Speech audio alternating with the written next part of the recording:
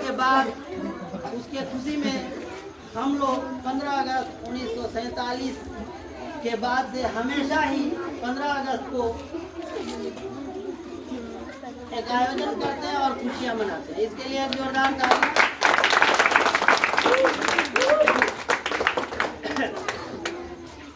इससे पहले मैं आपको बता देना चाहता हूं कि 1947 से पहले हमारा देश अंग्रेजों का गुलाम था। 1600 ईस्वी में अंग्रेज भारत में ईस्ट इंडिया कंपनी का स्थापना किए थे। व्यापार के दृष्टिकोण से भारत में आए और धीरे धीरे भारत के छोटे क्षेत्रों से आगे बढ़ते हुए भारत के हर क्षेत्र पर अपना अधिकार जमा लिया।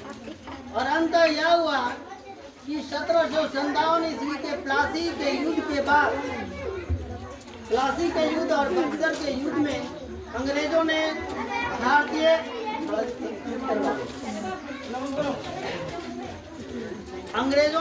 भारत के छोटे छोटे शासकों को पराजित कर दिया और अंग्रेज भारत पर पूरी तरह से कब्जा किया। 1857 ईस्वी में सिपाही विद्रोह हुआ। सिपाही विद्रोह में तात्या टोपे, वीर कुंवर सिंह, रजिया सुल्तान, हैदर अली, टीपू सुल्तान, बेगम हजरत महल, बहादुर शाह जफर जैसे कई लोगों ने अंग्रेजों का विरोध एकजुट होकर के किया। लेकिन अंग्रेज बहुत ही मजबूत हो चुके थे और भारत में वो फूट डालो राज करो की नीति को अपनाकर हिंदू मुसलमानों को आपस में लड़ाकर भारत को कमजोर कर चुके थे, जिसके कारण से सिपाही विद्रोह में भारतीय शासकों की हार हुई। और इसके हार के बाद से ही अंग्रेज भारत को गुलाम बना लिया और अंग्रेजी गवर्नर शासन की शुरुआत हो गई। और इस तरह से अंग्रेजी governor Lord Dalhousie, Lord Cornwallis, Lord Hastings जैसे कई गवर्नर बने और 1947 ईस्वी तक वो शासन किए। इनकी शासन व्यवस्था बहुत ही दमनकारी थी और ये भारत को काले से संबोधित करते थे, भारतीयों को सताते थे, भद्दी भद्दी गालियां देते थे और भारत को अपना बाप का जागीर समझते थे। और इस तरह से भारत के लोग अपना देश में रह कर के भी अंग्रेजों की गुलामी को स्वीकार करने पर मजबूर थे।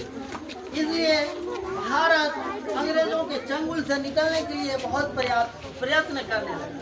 इसके लिए भारत में दो तरह की दल बने, एक नरम दल और दूसरे गरम दल। नरम दल में वैसे नेता थे जो अहिंसा के आधार पर, बिना मार काट, बिना हत्या के आधार पर, सत्य, न्याय और अहिंसा के आधार पर भारत को आजादी दिलाना चाहते थे। और एक दल ऐसा था जो गरम दल था, जैसे बाल गंगाधर तिलक, लाला लाजपत राय, बिपिन चंद्र पाल, खुदीराम बोस, अशफाक उल्लाह खां, ये सब गरम दल के नेता थे। इन लोग मारधाड़, गोली बारूद, हमला करके अंग्रेजों को यहाँ से भगाना चाहते थे। लेकिन गांधी जी इंग्लैंड में वकालत की पढ़ाई कर रहे थे और दक्षिण अफ्रीका में भी इन्होंने पढ़ाई किया था। इन्हें मालूम था कि किस प्रकार से भारत को आज़ादी दिलाना संभव है। इसलिए गांधी जी ने जब 1901 ईस्वी में भारत के राजनीति में प्रवेश किया तो इन्होंने अहिंसा, सत्य और अहिंसा के आधार पर भारत को आज़ादी दिलाने के लिए पूरी तरह से कमर को कस लिया। और इन्होंने सबसे पहले भारतीय मुसलमानों और हिंदुओं को एक सूत्र में बांधने का कोशिश करने लगे और सभी को कि जो आपसी खाई था उसको कम करने का कोशिश किया। इस तरह से उसी समय चंपारण में वहाँ के किसानों को अंग्रेज बहुत ही दमन कर रहे थे। इसलिए गांधी जी ने चंपारण सत्याग्रह किया। चंपारण सत्याग्रह में जाकर इन्होंने अनशन किया, अहमदाबाद अनशन किया, खेड़ा आंदोलन किया और वहाँ पर अंग्रेजों की इनकी बातों को माननी पड़ी। इससे भारतीयों को ये समझ में आ गया कि अगर भारत को आज़ादी दिलाने में अगर कोई महत्वपूर्ण योगदान निभा सकता है तो वो गांधी जी है। इसलिए गांधी जी के नेतृत्व में भारत के हिंदू, मुस्लिम, सिख, ईसाई सब एकजुट होकर खड़े होने लगे। गांधी जी ने 1918 18 ईस्वी में रॉलेट एक्ट का विरोध कर रहे थे, इसके कारण इन्हें जेल में भी डाल दिया गया। इनके जेल में डालने के बाद गांधी जी और सत्यपाल किचलू को गिरफ्तार कर लेने के कारण कि भारत में एक मीटिंग रखी गई। वो अमृतसर के जालियांवाला बाग में एक मीटिंग रखा गया। इस मीटिंग में यह जो बाग था, ये बागीचा था, वहाँ पर भारत के पढ़े लिखे लोग और सभी लोग बहुत भीड़ हुई थी। हिंदू, मुस्लिम, महिलाएं, पुरुष, बच्चे, बड़े, बूढ़े सभी। बैसाखी का त्योहार था, उस दिन सिखों का त्योहार था, इसलिए बहुत अधिक भीड़ हुई। जब अंग्रेजों ने इस तरह से अपनी हार को देखा तो उसने दमन करने का कोशिश किया। जालियांवाले बाग को चारों तरफ से अपने सिपाही से घेरवा लिया, 144 धारा लगा दिया और इसका घोषणा भी नहीं किया और अंधाधुंध गोली चलवा दिया। इसका परिणाम यह हुआ कि उसमें हजारों की तादाद में भारतीय लोगों की मृत्यु हुई। इस घटना को जालियांवाला बाग हत्याकांड के नाम से जाना जाता है। इस घटना ने भारतीयों को झकझोर कर रख दिया। अब भारत में पूरी तरह से अंग्रेजों के खिलाफ विरोध शुरू हो गया। और आप लोग से मेरा निवेदन है, थोड़ा शांति से रहिए, ठीक है? गौर से सुनिए, ये आप लोगों का एक तरह से पार्ट ऑफ एजुकेशन है। तो इस तरह से जब जालियांवाला बाग हत्याकांड के बाद से गांधी जी जब रिहा हुए तो उन्होंने असहयोग आंदोलन चलाया। असहयोग आंदोलन में उन्होंने घोषणा किया कि जितने भी भारतीय लोग हैं वह ईस्ट इंडिया कंपनी, अंग्रेजों की कंपनी के बना हुआ कोई भी सामान ना खरीदे।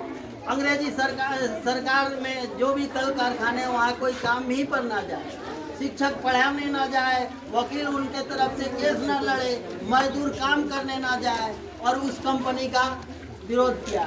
इन्होंने खुद ही चरखा चलाया, चरखा चलाकर सूती कपड़े बनाए, खादी उद्योग, खादी कपड़ा बनाया और खादी कपड़ा बना। उन्होंने एक अमीर परिवार से होते हुए भी भारत के आज़ादी के लिए महात्मा का रूप धारण कर लिया। एक घंटा धोती और गंजी पर अपना जीवन यापन करने लगा। इस तरह से गांधी जी ने असहयोग आंदोलन चलाकर अंग्रेजों को पूरी तरह से कमजोर कर दिया। चंपारण सत्याग्रह 1930 ईस्वी में फिर नमक सत्याग्रह किया गया। नमक सत्याग्रह में साबरमती आश्रम से गांधी जी ने डांडिया यात्रा निकाला। डांडिया खेलते हुए समुद्र के किनारे गए, क्योंकि अंग्रेजों ने नमक कानून बना दिया था। इस कानून में ऐसा कानून बनाया गया था कि हर किसी को नमक पर टैक्स देना होगा। और गांधी जी यह जानते थे कि नमक देखने में एक साधारण वस्तु है, किंतु नमक की आवश्यकता गरीब अमीर हर परिवार को पड़ेगी। इसका प्रभाव सभी वर्गों को पड़ेगा। इसलिए उन्होंने इस कानून का विरोध किया। विरोध करने के लिए उन्होंने साबरमती आश्रम से डांडिया यात्रा खेलते हुए समुद्र की तरफ गए और समुद्र के पास जाते जाते रास्ते में ही बहुत सारा भीड़ उमड़ पड़ा। हिंदू, मुस्लिम, सिख, ईसाई, महिलाएं, बच्चे, बूढ़े, जवान सभी लोग उसमें शामिल हो गए। इस भीड़ को देखकर अंग्रेज विचलित हो गए, लेकिन वो कुछ कर नहीं पाए। गांधी जी ने समुद्र के किनारे जाकर नमक बनाया और नमक कानून को तोड़ा। इसने यह चेताया अंग्रेजों को कि अगर भारतीयों के हित में कोई कानून नहीं बनेगा तो वह केवल कागजी महल के समान होगा, उसका कोई भी पालन नहीं करेगा। इस तरह से गांधी जी ने नमक सत्याग्रह चलाकर अंग्रेजों की कमर तोड़ दिया और चौधरी रहमत अली ने भी उस समय पाकिस्तान का नींव भी रख दिया उसी समय। इसके बाद से 1942 ईस्वी तक अंग्रेजों के खिलाफ आंदोलन चलते रहा। 1942 ईस्वी में गांधी जी ने भारत छोड़ो आंदोलन चला दिया। भारत छोड़ो आंदोलन जब चलाया तो उस समय द्वितीय विश्व युद्ध चल रहा था। द्वितीय विश्व युद्ध में अंग्रेज, इंग्लैंड खुद कमजोर पड़ चुका था, खुद कमजोर था, वो अपना देश को बचाने में लगा हुआ था। और इधर से भारत से जब दबाव पड़ने लगा तो उसने मजबूर हो गया भारत को आज़ादी देने की।